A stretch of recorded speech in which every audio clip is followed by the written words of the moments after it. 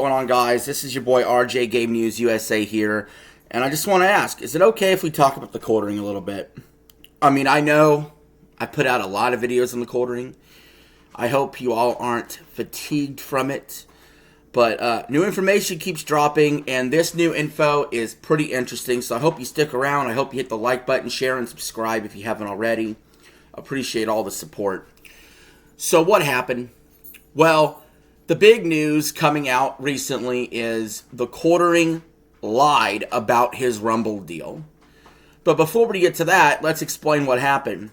So the CEO of Rumble, Chris Paladecki, I don't know, I'm fucking with his last name. We're just going to call him Chris. He actually responded to the flagging drama involving the quartering, taking down channels and flagging videos. And again, I'm not going to pull up all the tweets and read them verbatim. That's boring. I'm just going to paraphrase stuff. And, of course, you could just see this all online yourself if you want to research the exact wording. But basically, Chris's position is he's not going to go against creators on his platform. What they do in their own time is their own doing. And it was a very sort of, hey guys, quit spamming me about the quarterings drama. I'm not going to get involved. I'm not taking away his Rumble deal. I'm not doing anything like that. Basically, is his response. Which disappointed a lot of people. You know, a lot of people would have loved to see the quartering be reprimanded for what he has done. And it doesn't look like he's going to be from the Rumble CEO. You know, this situation's crazy because it also involved the Kick CEO and, you know, the quartering's trying to message Eddie to go get Kino Casino taken off the air, which wouldn't happen. Kino Casino is a much bigger deal to Kick than the quartering is to Rumble. And it's all interesting that these and obviously this all involves YouTube and takedown on YouTube's. So it's like, and it all happens on Twitter where these people message and have these verbal spats. And so, like, this is like a social media juggernaut going on right now. And H3 covered it as well. You know, his take basically agreeing with the casino, except he wanted the casino to lay off the F slurs, which is fine. I think that's a fair take. But nevertheless, one thing that did come out of these tweets from Chris, the CEO of Rumble, is that no creator is getting super long-term deals. And what does that mean? That means, whether Chris knew it or not, he exposed the quartering for a lie. And that is a lie the quartering sent to Josh Moon in a DM where he basically said he's good on money and he has a 5-year deal with Rumble. He does not have a 5-year deal with Rumble. And again, the quartering could just show proof that he has a 5-year deal. Show your contract. Will he do that? Absolutely not. Why? He hasn't shown any proof of anything. He's lied about the harassment to his wife and his family. He's shown no proof. Then he has a burner account on Twitter who says, oh my God, your house is like a mansion, trying to confirm the harassment and the F-150 pickup that was by his house as some sort of proof to this burner account. And nobody's buying this shit.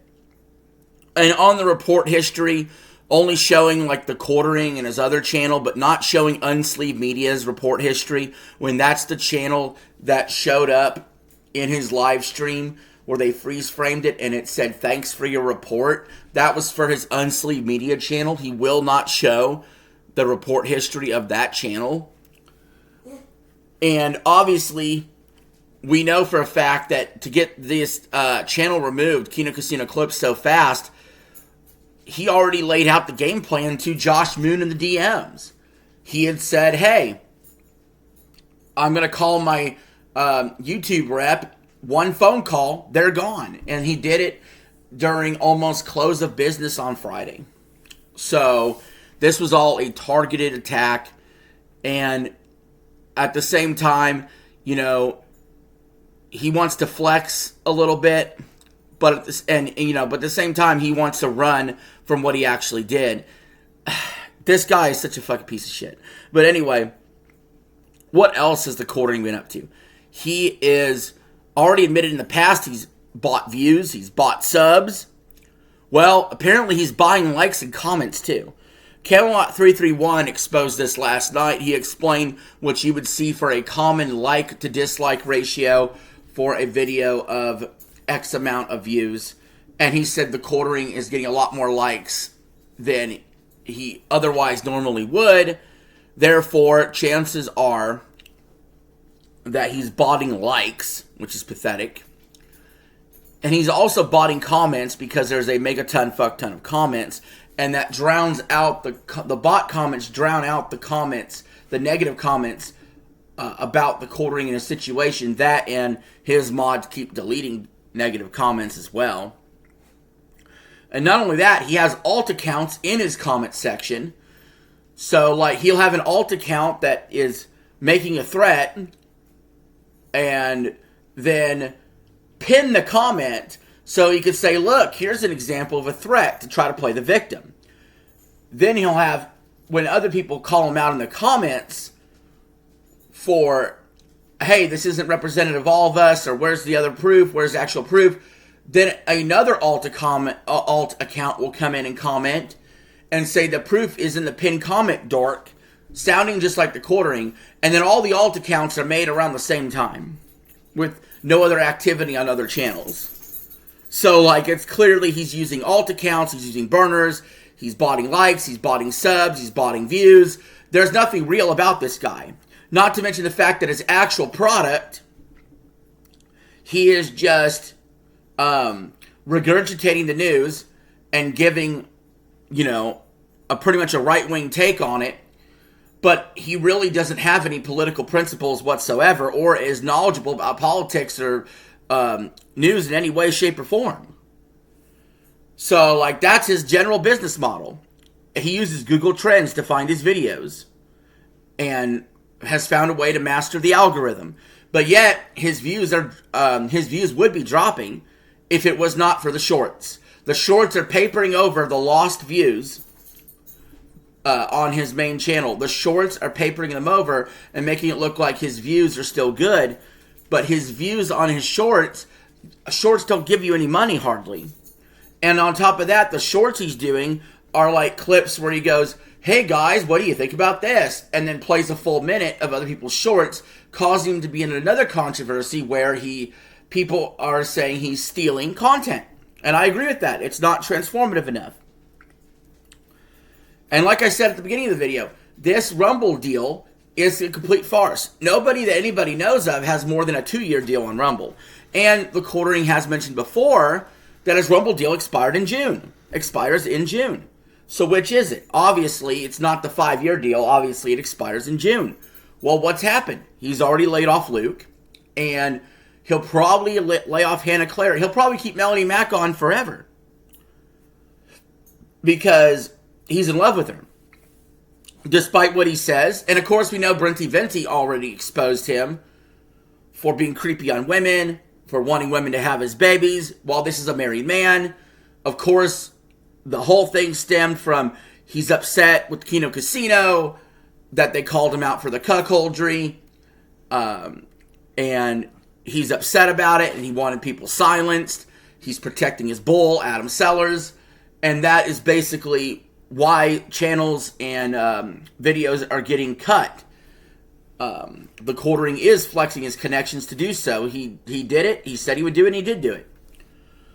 So all that being said, to just say, I don't know how rich this guy is. Remember, Kino Casino wanted the quartering to go on Caleb Hammer, the financial audit show. And that would be really interesting. Because the truth of the matter is this. If this guy is promoting videos, hyping videos, buying bots, buying views, buying subs, buying likes, buying comments, and he's doing all that, and he's running a failed coffee company, and he's paying Hannah Claire, and he's paying Melanie Mack a shitload of money to be on this failed live show, then the question becomes, is this guy actually rich? Does this guy actually have money? Or is he putting his pennies right back into the system. Basically, this guy could be super rich if all he did was put the anti-woke takes in the bag and delivered his 5 videos a day like he used to, right? And I'm sure he had a lot of money at one point.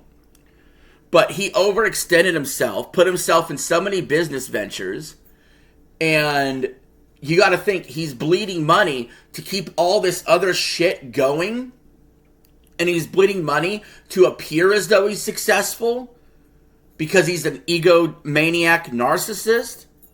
But in reality, he might be far, far less successful than he appears. Now, he definitely, from time to time, will try to act like the business is failing. Send me money. We know that for a fact, okay? So this guy does change his opinion on a dime between I'm successful to help me please. So there's that whole begging aspect as well. Which again, if all the quartering did, if it wasn't for his own damn ego getting in the way, if all he did was the successful business model of put the anti-woke takes in the bag, 5 videos a day that he was pumping out, getting tens of thousands of views, making tens of thousands of dollars a month on YouTube, he could live a very nice life. But he's got to have the Rolex watches, the Fishwater aquarium, the RC car, the nice mansion home.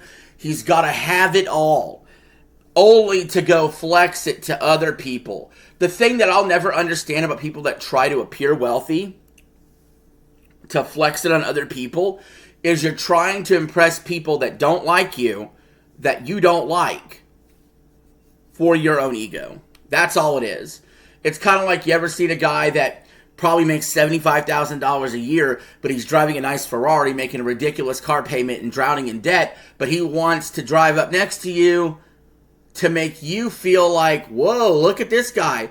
No, that's not what I think, bud. I go, wow, you really blew all that money on a Ferrari, right? So I look at Jeremy and I go, wow, you're really spending all your money on botting likes, views, subs, just to look more successful than you are. You're really going to steal other people's content to make your views not look like they're as down as they are. You're really going to pay Hannah Claire and Melanie Mack hundreds of dollars for a show that doesn't pay for itself? And on top of that, try to ban all criticism of you when possible. Sad. Sad life, honestly. Feel like this guy might be in massive debt and we don't even know it. But again, we'll never get any proof of shit. He'll never show his financial records. He'll never show the harassment stuff. But we're supposed to just take him at his word, bro, because he's such an honorable man, right? Yeah, sure. Anyway, what do you guys think? Leave your thoughts in the comments below. This is RJ signing out. Have a good one.